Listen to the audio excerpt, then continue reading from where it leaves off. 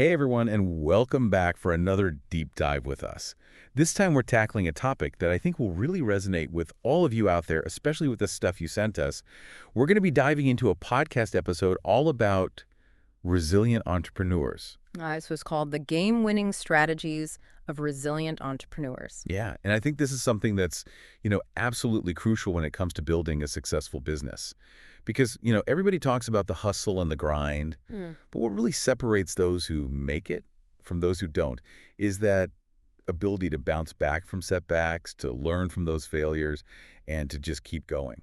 Yeah, it really is about weathering the storm. It's Yeah. not just about pushing through, it's about being able to adapt and learn and come out stronger on the other side. So it sounds like there's a real strategy to this resilience thing. It's not just about, gritting your teeth and hoping for the best. Exactly. It's about having a plan and it's about understanding that setbacks are inevitable. But it's how you respond to those setbacks that really defines you as an entrepreneur. So how do we actually do that? How do we cultivate that kind of resilience? Well, the podcast that you shared outlines a few really interesting strategies. Yeah, the first one they talk about is embracing failure as feedback, which sounds kind of counterintuitive, right? It does, but think about it. Every time you fail, you're actually gaining valuable information that you can use to improve. Yeah, they actually use Sarah Blakely, the founder of Spanx, as an example. Yeah, that's right. And her dad actually encouraged her to fail when she was younger. To kind of get her used to that idea that failure is not the end of the world. Yeah, which is kind of a wild concept, right? To actually encourage your kids to fail. It is, Yeah. but it's about shifting your perspective on failure. Seeing it as an opportunity to learn and grow rather than something to be ashamed of. So how do we practically embrace failure as feedback? What does that actually look like in the day-to-day? Well, it starts with asking yourself the right questions after a setback. Like, what went wrong? What assumptions did I make that maybe weren't accurate? What could I have done differently? And it's about really analyzing the situation objectively. So it's almost like turning a failure into a research project. Exactly. And by doing that, you're extracting valuable lessons that you can apply to future endeavors. That makes a lot of sense. But let's be honest, failure can feel pretty isolating, even when you are trying to analyze it objectively. And that's where the second strategy comes in, which is building a strong support network. Oh, absolutely. Yeah. You can't do this alone. You need people in your corner who understand what you're going through, who can offer advice, encouragement, and maybe even a shoulder to cry on when you need it. Yeah, and they use this great analogy in the podcast about hiking. I love that analogy. They talk about how much easier it is to hike a challenging trail when you've got a group of people with you. Exactly. You can help each other out, you can motivate each other, and you can celebrate the victories together. So it's not just about networking in a general sense, it's about finding those specific people who can really support you on your entrepreneurial journey. Absolutely. You need mentors who can offer guidance and advice. You need peers who can relate to your struggles. And you need advisors who can help you navigate specific challenges. And the podcast mentions a few ways to actually go about finding those people. They did. Like attending industry events, joining workshops or mastermind groups, and leveraging platforms like LinkedIn. Yeah, but it's more than just showing up at these things. You have to be intentional about building relationships. So it's not just about collecting business cards or racking up LinkedIn connections. It's about having real conversations and finding those genuine connections. Exactly. I think about it as building your tribe. I love that, your tribe. So once you've found those people, how do you actually nurture those relationships? Well, it's just like any other relationship. You stay in touch, you share updates, you offer support when needed, you celebrate each other's successes, and you're there for each other during the tough times. So it's about being genuinely interested in the people you're connecting with, not just seeing them as potential resources or contacts. Exactly. And that authenticity is what builds trust and creates those strong bonds that are so essential for resilience. Okay, so we've got analyzing our failures, we've got building our tribe, and then there's this idea of a growth mindset, which is the third strategy the podcast highlights. Uh-huh. It's all about being a lifelong learner. Yeah, they use this great analogy of a sponge, constantly absorbing new information and experiences. Because the more you learn, the more adaptable you become. Yeah. And that adaptability is crucial for navigating the ever-changing landscape of entrepreneurship. So it's not just about being open to learning, it's about actively seeking out opportunities to grow and expand your knowledge base. Absolutely. And that might mean reading industry publications, taking online courses, attending workshops, or even just having conversations with people who are smarter than you. They even suggest scheduling dedicated time for learning, like it's a meeting or an appointment. Which I know can be tough when you're juggling a million things, but even just 30 minutes a day can make a huge difference over time. That's a really good point. So you've got to analyze your failures, build your tribe, be a sponge, and then there's this, I don't know, this almost cliche idea of self-care, Yeah, which is the fourth and final strategy that they highlight in the podcast. right. And I have to admit, I used to kind of roll my eyes at the whole self-care thing. I get it. Especially when I was first starting my business, I felt like I just didn't have time for it. Yeah, it can feel indulgent. Yeah, exactly. Like a luxury I couldn't afford. Yeah. But I'm starting to realize that it's not about pampering yourself. It's about investing in your most valuable asset, which is you. It's about recognizing that you can't pour from an empty cup. Yeah. You have to take care of yourself physically, mentally, and emotionally in order to show up fully for your business and for everything else in your life. So how do we actually do that? How do we make self-care a priority when we're already so busy? Well, it starts with understanding that self-care isn't one size fits all. Yeah. What works for one person might not work for another. So it's about finding what truly replenishes you. Exactly. For some people, it might be exercise. For others, it might be meditation. It could be spending time in nature, reading a book, or just taking a few minutes to relax and do nothing. So it's about being mindful of our energy levels and making sure we're taking breaks when we need them. Absolutely. And it's about scheduling those breaks into your day just like you would any other important appointment. So even if it feels counterintuitive at first, making time for those things can actually make you a more effective and more resilient entrepreneur in the long run. You got it. Mm. Because when you're taking care of yourself, you're better equipped to handle stress, make sound decisions, and bounce back from setbacks. Okay, I'm starting to see the light here. So we've got analyzing our failures, building our support network, cultivating a growth mindset, and prioritizing self-care. It sounds like all of these strategies work together to create this, I don't know, this foundation of resilience. Yeah, it's like a holistic approach to building resilience. Yeah, and it's not just about surviving, it's about thriving. Absolutely. Yeah. It's about creating a sustainable rhythm for your entrepreneurial journey. One that allows you to pursue your goals with passion and purpose, while also taking care of yourself along the way. That's a great note to end on. But before we get too carried away, we're going to take a quick break. And when we come back, we'll dive deeper into each of these strategies and explore how you can practically implement them in your own life. So stay tuned. Welcome back, everyone. Hopefully you had a chance to, kind of let all that resilience goodness sink in. But now let's get practical. Let's talk about how to actually implement some of these game-winning strategies in our own businesses and in our own lives. Yeah, I'm ready to dive in. Okay, so let's start with that first strategy we talked about, embracing failure as feedback. Right. Which is, it's a nice idea in theory, but how do we actually do that without, getting bogged down in all those negative emotions that come with failure? Yeah, failure can really sting. But the key is to shift your perspective. Instead of seeing it as this personal defeat, try to view it more like a scientific experiment. I like that. Yeah, you had a hypothesis, which was your business idea. Yeah. You tested it, and maybe the results weren't what you expected. Right. But a resilient entrepreneur, they don't just throw their hands up in the air and give up. Right. They dig into the data, they analyze the variables, and they ask themselves, okay, what can I learn from this? So instead of beating ourselves up, we become investigators. Exactly. I love that. So what are some specific questions that we can ask ourselves to make that process more productive? Well, first try to identify the core assumptions behind your hypothesis. Let's say your business idea was based on the assumption that there was this huge untapped market for left-handed spatulas. Okay. But then your sales are totally dismal. You're right. Well, you might need to reevaluate that assumption and then look at the data you gathered. Did you actually validate that assumption before launching, or were you just relying on gut feeling or anecdotal evidence? So data is key. But even with good data, sometimes things just don't go as planned. And it's not always about faulty assumptions. Sometimes it's about those unexpected external factors, right? Oh, absolutely. Market conditions change, competitors emerge, global pandemics happen. You can't control everything. Right. But what you can control is how you respond. And that's where the feedback part of embracing failure as feedback really comes in. Okay. Instead of seeing those external factors as roadblocks, we can see them as opportunities to maybe pivot or to refine our strategies. Or maybe even to come up with a completely new approach.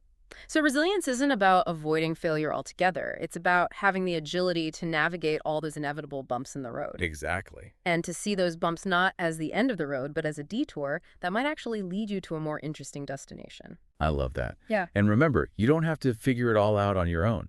That's where that strong support network we talked about earlier comes in. Right, our tribe. They can be our sounding board, our cheerleaders, and even our guides sometimes when we need help finding a new path.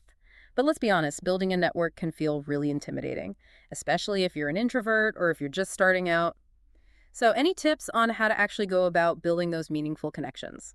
Well, first off, remember that networking is not about collecting business cards. Yeah. It's not about like racking up LinkedIn connections. Right. It's about building genuine relationships. So where do we find these people? Is it just about attending every industry event and hoping for the best? Well, events can be a good starting point, for sure. But don't just show up and wander around aimlessly. Okay. Have a plan. Identify a few specific people you'd like to connect with. And do a little research beforehand so you can have a meaningful conversation. Okay, so be prepared. What about online networking? Do you think that's as effective as in-person networking? I think online platforms can be incredibly valuable, especially if you're geographically limited or if you're just starting out and don't have a huge network yet. Okay. But just like with in-person networking, the key is to be authentic. Right, be genuine. Engage in meaningful conversations and offer value to others before asking for anything in return. So it's about building those relationships organically, both online and offline. And once you've made those connections, how do you nurture them? Is it enough to just, send the occasional happy birthday message on LinkedIn? It's definitely more than that. Think about how you nurture any important relationship in your life. You stay in touch, you share updates, you offer support when needed. And those same principles apply to your professional network. So share interesting articles. Yeah. Congratulate people on their successes. Uh-huh. Check in with them regularly. And offer your help even if they haven't specifically asked for it. Exactly. So it's about being genuinely interested in the people you're connecting with, not just seeing them as, potential resources or contact. Precisely. People can spot inauthenticity a mile away. So just be yourself, be helpful, and be patient. Building a strong network takes time and effort, but the rewards are immeasurable.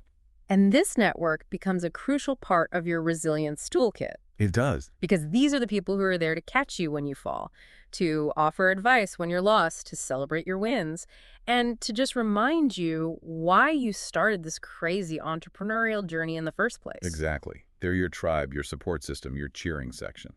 Okay, so we've talked about analyzing our failures and building our tribe. Now let's move on to that third strategy we talked about, cultivating a growth mindset. The knowledge sponge. Yes, that's the one. But honestly, in the whirlwind of running a business, it can be tough to find time for learning. So how do we practically incorporate a growth mindset into our already jam-packed schedules? Well, it starts with being intentional about your learning. Just like you wouldn't launch a product without a plan. You shouldn't approach your personal development any differently. So we need a learning plan. Exactly. Start by identifying your learning goals. What skills do you need to develop to take your business to the next level? What knowledge gaps are holding you back? Okay. And once you have a clear understanding of your goals, you can start creating a plan to achieve them. So it's about being strategic about our learning, just like we are about every other aspect of our business. Exactly. And then block out time in your calendar for learning, just like you would for any other important meeting. Even 30 minutes a day can make a huge difference over time. Okay, set aside the time. And then explore different learning formats. Reading industry publications is great, but don't limit yourself to just one format. Consider podcasts, online courses, webinars, workshops, even mentoring or coaching. So create a personalized learning menu for yourself. Exactly. The key is to find what works best for you and to make it a consistent part of your routine. But let's be realistic, even with the best of intentions, life happens. Emergencies come up, deadlines loom, and suddenly that learning time disappears. Yeah, it happens. So how do we stay committed to our growth even when things get crazy? That's where that self-care piece comes in. When you're taking care of yourself physically, mentally, emotionally, you're much better equipped to handle those inevitable curveballs. Right, because you have the energy and the mental bandwidth to deal with those unexpected challenges. Exactly. And you're more likely to stick to your learning goals even when things get tough. So it's all connected. It is. Okay, so speaking of self-care, let's dive a little deeper into that fourth and final strategy. And I have to admit, I used to be pretty skeptical of the whole self-care thing. It felt a bit indulgent, maybe even selfish, especially when I was first starting my business and working like around the clock. But I'm starting to realize that it's not about pampering yourself. It's about investing in your most valuable asset, which is you. It is. Yeah. And it's about recognizing that you can't pour from an empty cup.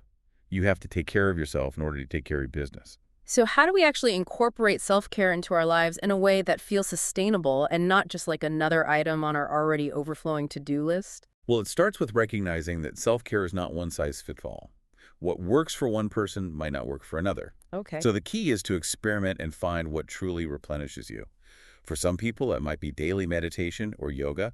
For others, it might be spending time in nature listening to music or pursuing a creative hobby. So figure out what fills your cup and then make time for those things. Exactly.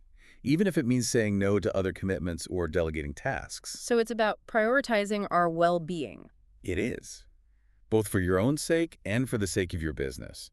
Remember, a burnt-out entrepreneur isn't good for anyone. That's a good point. And it's not just about like the big things. It's about incorporating little moments of self-care throughout your day. Like take a few minutes to stretch, step outside for some fresh air, listen to your favorite song, whatever helps you de-stress and recharge. So be mindful of our energy levels and take breaks when needed. Exactly.